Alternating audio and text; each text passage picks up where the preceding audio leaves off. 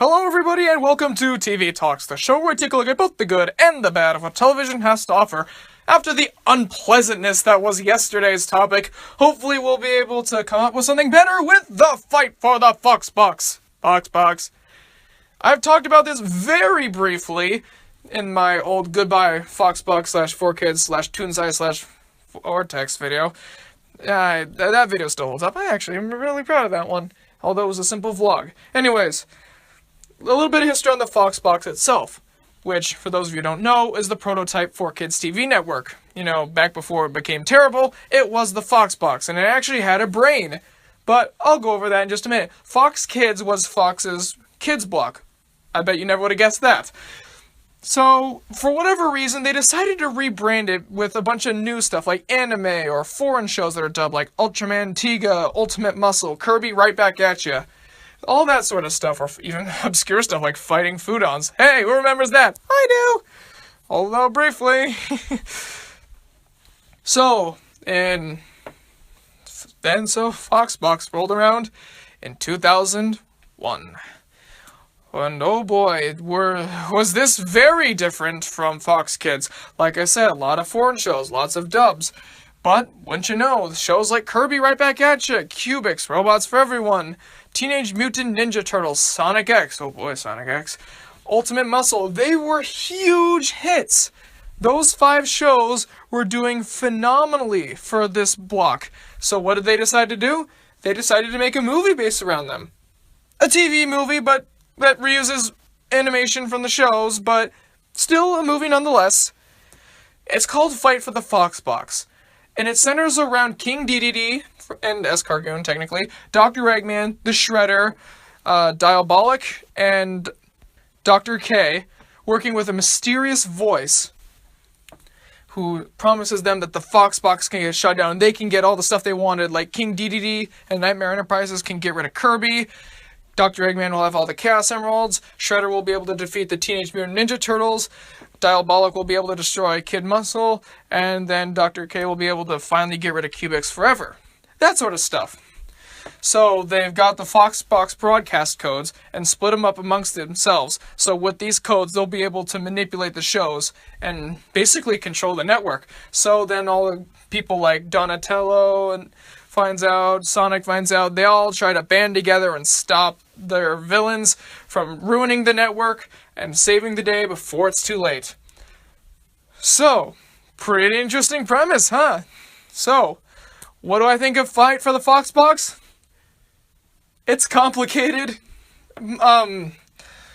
First, let's take a look at the negatives to Fight for the FoxBox. The animation is completely reused. There's like, I don't know, maybe about at most 10% of this is new animation, and that's being generous. A lot of this is reused. Like, I could spot, for like shows that I watched a lot, like Kirby or Sonic X, I could spot the episodes exactly. Now, they did a good job of mixing it a lot of the time. However, there are some scenes like when King Dedede announces that he has controlled the FoxBox and all the Cappies have dark circles under their eyes. Maybe it's not because they're angry, it's because they were working overnight on a cartoon show for Nightmare Enterprises, huh? Yeah, I kind of missed that one. You know, a little bit of digital fixing would have fixed that right up. But with some stuff like Teenage Mutant Ninja Turtles that I never ended up watching, I can't really tell if that is reused, although I'm pretty darn sure it is. Because this thing was made on the cheap, although they did have a lot of new voices recorded. I don't think they really reused any lines. Then hey, they did a good job, but this is the negatives right now. And then the only other real negative, there are 2 more negatives. One, Dr. Eggman and Sonic get nothing to do. They solve their conflict in like a minute, maybe 2. That's all that really happens. Like, and once Eggman's beaten, you don't see him for the rest of the thing. So Sonic, their flagship one, and especially the one that I adored as a kid, got nothing. He got nothing to do. Absolutely nothing. He was just there very briefly in the beginning after they finally got the FoxBox broadcast codes, and then Eggman's defeated and he doesn't come back at the end. Until the end. And then the only other like real gripe, this is the only major gripe, the animation and Sonic / Dr. Eggman getting nothing to do, those are only minor gripes. The real problem with this one, the big thing I can point to that doesn't work is the ending. The ending is terrible. I mean, granted, Okay, I need to explain something about Fight for the FoxBox first. This wasn't really intended to be so much as a movie as it was for a special. I mean, granted, it is labeled as a TV movie on the DVD sales and on the now defunct FoxBox website, but even still, this thing was more of a promotion for you, the viewer, because the codes, you were supposed to write them down and go to savethefoxbox.com, which in this universe Donatello created. To save the FoxBox, you have to enter the codes inside there, you have to play some games or something, and then you get the real ending or something. I never went onto the website. I just never really did. But the ending for the movie itself is pretty bad.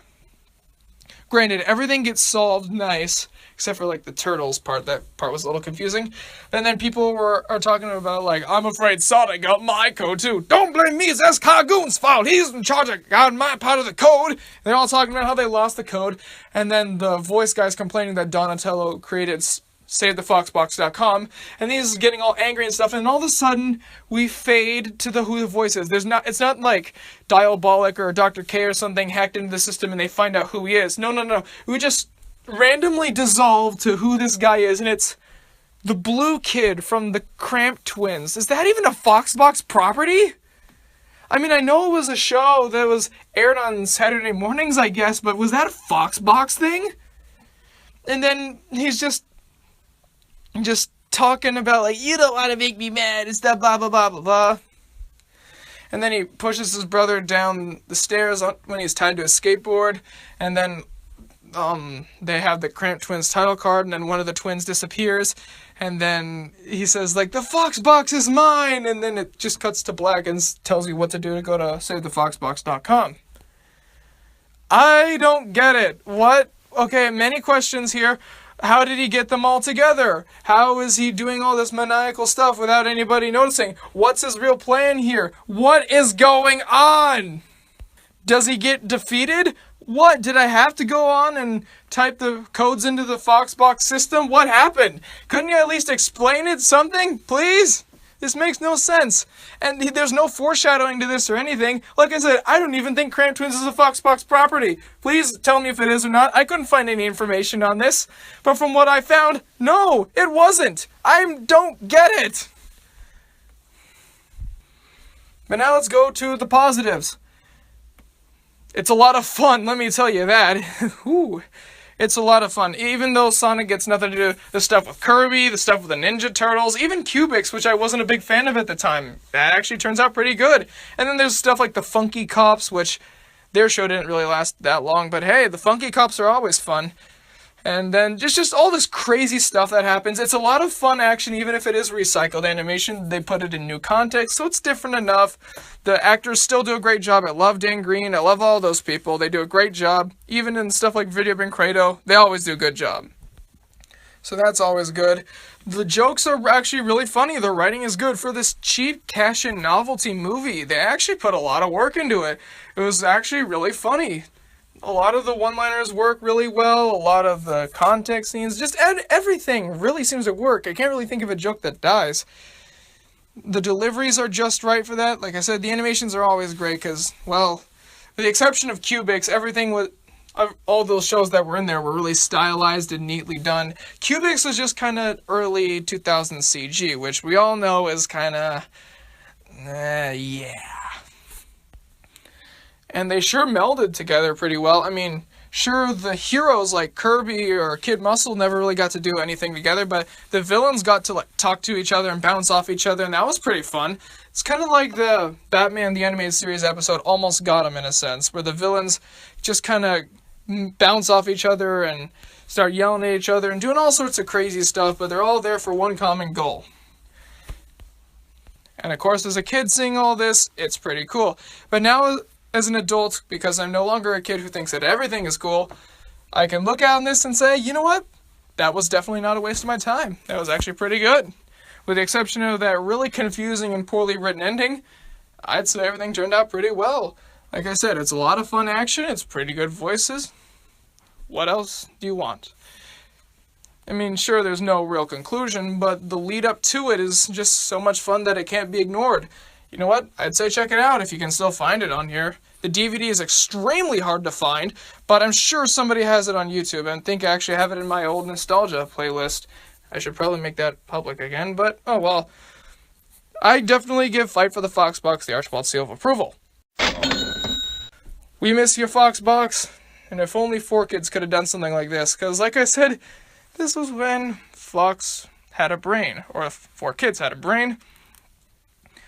But then they became 4Kids, and then they ruined everything, and then they became Toonzine, nobody really cared, and then Vortex, and really nobody cared, until towards the very end when it was going to go away, and people were willing to give it a second chance. But I talked about that enough in that vlog. Well, on to the next show.